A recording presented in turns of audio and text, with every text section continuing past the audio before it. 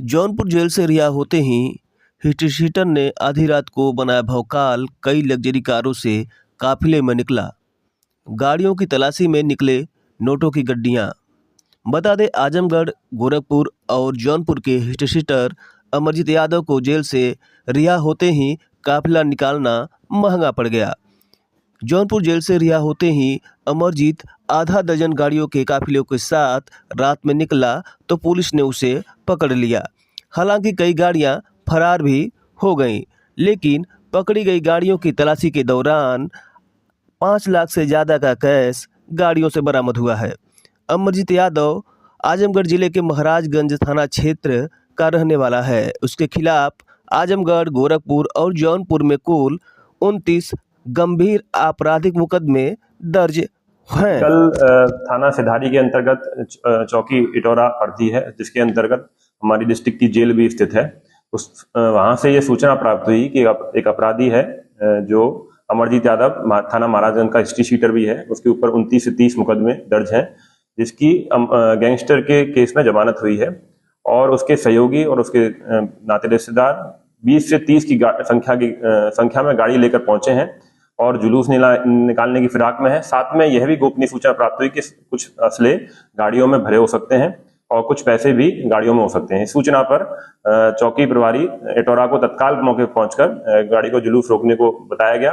साथ ही अन्य थाना प्रभारी, जिसमें थाना प्रभारी मुबारकपुर, जहानागंज और सिधारी, इनको भी सूचित किया गया कि आप तत्काल मौके पर पहुंचे और इस तरह की घटना की चेकिंग कराएं। इस पर चौकी प्रभारी धर्मेंद्र मौके पर पहुंचे और मौके पर जो गाड़ियां थी 20 से 30, उनको रोकने का प्रयास किया गया, जिसमें जैसे ही पुलिस देखते ही सारी गाड़ियों में अफरा तफरी मच गई। लोग उतर कर भागने लगे। साथ ही कुछ गाड़ियां भी साइड से निकल गई। इसमें हम मौके पर 7 गाड़ियों को जब्त कर पाए, जिनकी नियमानुसार फिर चेकिंग कराई गई वीडियोग्राफी के माध्यम से। तो एक गाड़ी से 5 लाख रुपए कैश बरामद किया गया। एक गाड़ी से मालाएं और मिठाइयां, जो शायद उनके जमानत होने के खुशी में बंटनी थी लोगों में, वो भी बरामद की गई। साथ ही इनमें अमरजीत यादव को इसी विजय जुलूस निकालने के लिए और चौकी प्रभारी के साथ, जब चौकी प्रभारी ने उनको रोकने का प्रयास किया तो उन्होंने उसके साथ धक्का मुक्की की, जिसमें उनको गिरफ्तार किया गया है। बाकी सभी गाड़ियों को 207 MB एक्ट में सीज कर लिया गया है। आज उनकी रिमांड के लिए न्यायालय में प्रस्तुत किया जा रहा है। न्यायालय से रिमांड प्राप्त कर उनको जेल भेजा जाएगा और इस तरह के किसी भी जुलूस को जो अपराधी संबंधित है उसको किसी दशा में सहस नहीं किया जाएगा और आगे भी इस तरह की कार्रवाई की जाएगी। कितने लोग कस्टडी में लिए गए?